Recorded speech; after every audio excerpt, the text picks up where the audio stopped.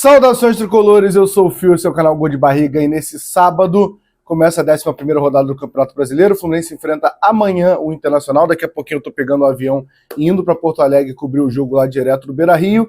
Mas falaremos no vídeo de hoje sobre final feliz na novela Paulo Henrique Ganso e Fluminense, né? Contrato renovado até o final de 2026 e contratações, né? Mário falou sobre contratações e a gente deixou o torcedor um pouco preocupado. Vamos rodar a vinheta e começar esse bate-papo aqui.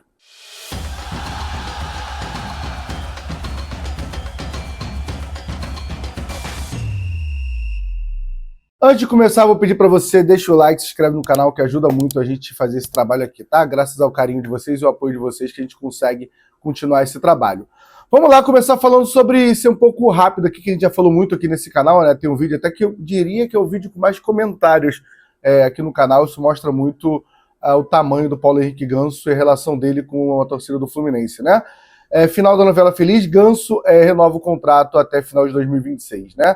Teve o debate se deveríamos renovar ou não com o Ganso, que eu achei uma grande loucura e foi o que eu falei naquele vídeo, tá? Para mim era óbvio que o Fluminense deveria renovar com o Paulo Henrique Ganso, mas eu acho que, vendo os comentários de quem estava reclamando, era muito... Mas como assim renovar 3 anos, 2 anos? Eu acho que 1 ano é meio que incontestável. Eu acho que se a pessoa... Claro que vai ter 1 ou 2 que vão reclamar, mas aí é nível de loucura. Acho que é o cenário ideal.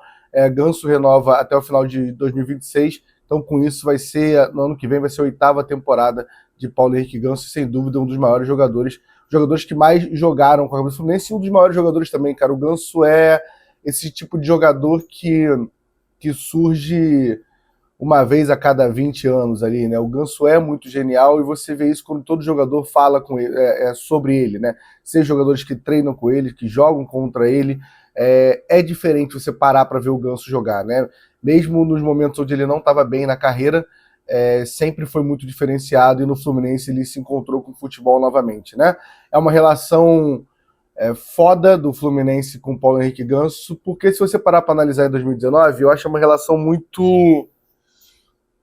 Como é que eu posso dizer a palavra, cara? Rola uma parceria dos dois lados na minha cabeça, porque, assim, não era um Fluminense que é o Fluminense de hoje. O Fluminense de 2019 era um Fluminense que vinha de anos muito ruins, sem muita perspectiva de títulos, e o Ganso aceita jogar no Fluminense. Aí você vai falar, pô, Fio, mas é uma caridade do Ganso jogar no Fluminense? Não. O Fluminense fecha com o Ganso por 5 anos na época, é muito questionado durante algum tempo por causa disso, mas também a gente tem que lembrar que nem todo time queria Paulo Henrique Ganso. Ainda mais um contrato de 5 anos. O Ganso vinha de uma passagem muito fracassada, com todo respeito ao Ganso, na Europa, e com muito questionamento sobre o lado físico. Então, o Fluminense apostou no Ganso, o Ganso apostou no Fluminense. Foi uma aposta que deu certo dos dois lados, e com isso a gente ganha os 2 cariocas, a gente ganha a Recopa, ganha a Libertadores, e o Ganso sendo protagonista em todos esses títulos. Então é um cara muito importante, é o que eu sempre falo, assim, faz parte do time grande cultivar ídolos. E nesse embarque que tem sobre gratidão FC, isso vale para jogadores medíocres, eu diria, né? Como o Hudson e o Wellington, jogadores desse tipo, porque aí você tem que pensar muito sobre gratidão nessas horas, né? Mas com Paulo Henrique Ganso, sim, você tem que ser grato, da mesma forma que o Ganso tem que ser grato. E uma coisa que viralizou muito, né, também, é a fala do Ganso sobre ser o Paulo Henrique Ganso do Fluminense. Isso é muito importante, porque é um cara que foi revelado no Santos com um destaque absurdo, né? A dupla Ganso e Neymar marca ali uma geração, e depois uma ótima passagem pelo São Paulo, né? Mas o Paulo Henrique Ganso é o Ganso do Fluminense. Quando ele acabar a carreira, vai ser o Ganso do Fluminense pelos títulos, pelo tempo, pela identidade, cara. A gente vê o filho do Ganso, né, o Henrico, e a filha dele, que eu confesso que eu não lembro o nome agora, os dois são a cara do Ganso, né? No estádio, torcendo, o moleque jogando no Fluminense, passando mal na arquibancada, a esposa do Ganso. A família virou tricolor, né? Claro que sim, a gente não vai ficar aqui relativizando isso. Mas ele não é tricolor igual a gente, que é torcedor. Não é isso. Mas para um nível de jogador, sem dúvida é um cara que tem uma identificação muito grande com o Fluminense, e isso é bom, tá? Então, mais um ano de contrato com Paulo Henrique Ganso do Fluminense. Então vamos pro próximo assunto, que são outros jogadores que precisam ser do Fluminense também. Vamos falar de contratação agora. Outro assunto é a entrevista do Mário Bittencourt, né? Mário Bittencourt deu uma entrevista para o podcast do jornal O Globo, o podcast Toque Passa, né? Eu ia falar ontem sobre isso, fazer um vídeo sobre isso ontem, mas só tinha visto os trechos, não tinha visto na íntegra e assisti ontem à noite para falar aqui com vocês, né? É uma boa entrevista, vale a pena assistir, é 1h, 1h15, 1h20, algo assim, né? É bem dinâmico, ele fala sobre a passagem dele no Fluminense, sobre SAF, sobre Matheus Montenegro ser ou não o próximo presidente do Fluminense, e fala sobre contratações, que é o tema que... Depois você vai assistir lá tudo, mas é o tema que eu acho que tem as aspas que preocuparam o torcedor do Fluminense, né? Mário, ao ser questionado sobre reforços, Mário fala que pensa em trazer... Primeiro que ele fala que não pensa em trazer um jogador somente para o Mundial, porque acha que o Fluminense, os clubes que estão ali jogando o Mundial, têm investimentos que não daria para o Fluminense fazer uma frente em relação a isso.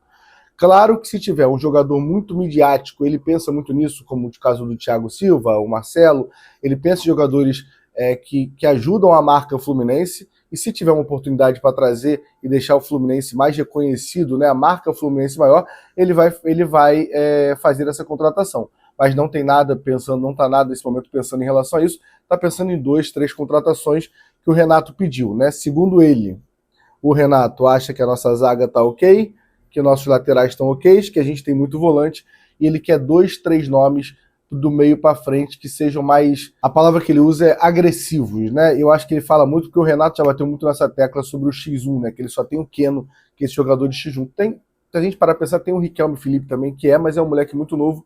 E mais uma vez, parabéns ao Renato por estar colocando ele todo o jogo, né? Acho isso muito importante, mesmo ele não ainda rendendo o que a gente espera, é o que um técnico tem que fazer quando tem uma promessa na base, como é o Riquelme Felipe. Enfim, vamos lá, vou começar com a parte da defesa.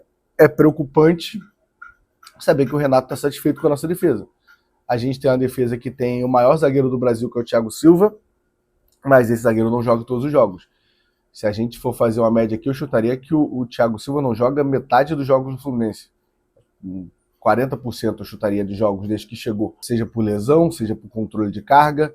O Thiago Silva a gente não pode contar com ele sempre. E ao lado dele a gente tem o Freitas, que confesso que eu acho que ele é um pouco melhor do que a gente acha, mas é porque a gente acha ele muito ruim, então isso não quer dizer que ele é bom.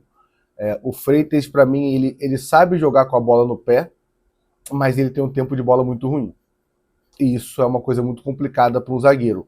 Então me preocupa, porque mesmo eu achando o Freitas muito limitado e um pouco grosso, né, no sentido de com a bola ali, eu acho que hoje ele é o titular do Fluminense. Porque eu acho que o Ignacio me passa menos segurança ainda que o Freitas nas oportunidades que tem, e com menos habilidade com a bola no pé também. E mais uma vez, não é que o Freitas é um craque, mas o Ignacio me passa menos. Manuel tá em final de carreira, provável, eu acho que tem chance até de sair nessa janela. E Thiago Santos, se o Thiago Santos estivesse jogando o que jogou no ano passado, ele era titular absoluto do Fluminense esse ano. Mas Thiago Santos passa por um problema que é difícil diagnosticar ali, mas ele tá claramente muito inseguro, e ele fala sobre isso ali até pra gente, né? O Gabriel tava na zona mista ali no jogo no Chile contra a União Espanhola, ele é até muito homem, né, por ter errado e ter tido a hombridade de vir falar, dizendo que está treinando e que sabe que está inseguro, né? Ele já entregou, a gente pode lembrar aqui, né? Ele entrega contra o Vasco, contra o Botafogo, contra a União Espanhola, e não teve tantas oportunidades assim. E as poucas que ele teve, ele falhou muito. Então me incomoda o Renato estar satisfeito com a zaga e o Mário concordar com isso, né? Também. A gente fica muito vulnerável para a temporada. Pode dar certo? Pode. Eu vou dar um exemplo. Freitas, nos últimos jogos, nos últimos 2 jogos, 3 jogos, teve uma falha ou outra, mas nada que comprometeu. Pode acontecer, mas é muito arriscado, ainda mais quando a zaga for Freitas e Ignacio. Então é algo que me preocupa. Nas laterais, a gente não tem muito o que fazer. Acho que a gente está muito bem servido de lateral direito. Tanto o Samuel Xavier, para mim, vive um bom momento com o Renato. O Renato conseguiu identificar essa parte ofensiva do Samuel. E o Guga, quando entra, o Guga não consegue ter uma regularidade para ser titular, né? Mas quando entra, dá conta do recado, assim como fez com o Vasco e outros jogos muito grandes, principalmente na temporada de 23. E do outro lado, cara, não tem muito o que fazer. A gente tem um contrato com o René e Fuentes. O Fuentes a gente espera. O Fuentes está jogando menos do que a gente espera e o René está jogando mais do que a gente espera. Isso dá 2 laterais medianos, né? Mas a gente tem esperança que o Fuentes volte a jogar bola, como jogou no Campeonato Carioca e nos 2 jogos finais do Brasileiro do ano passado. Volantes a gente tem muito, talvez ele tenha razão, só que temos volantes machucados. Ele fala um pouco disso na entrevista também, dizendo que não dá para contratar porque o Bernal volta daqui a pouco e o Otávio volta daqui a pouco também. E aí ele vai estar sendo criticado lá na frente por ter muitos volantes.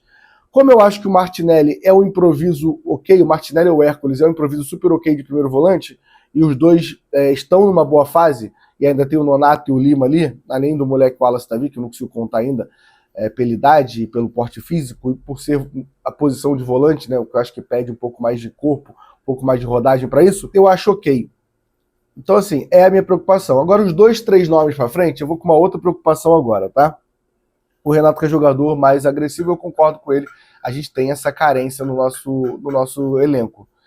Mas quando sai a notícia, vindo lá de fora, que o Fluminense quer o Nico Lopes, de 31 anos, que tem bons números, tanto no Nacional do Uruguai, como na passagem dele pelo Internacional, e que o Fluminense, o GE confirma que o Fluminense quer, e ontem sai a notícia que o Nico Lopes não vem, né? Que ele recusou a proposta, que ele vai ficar no Nacional do Uruguai.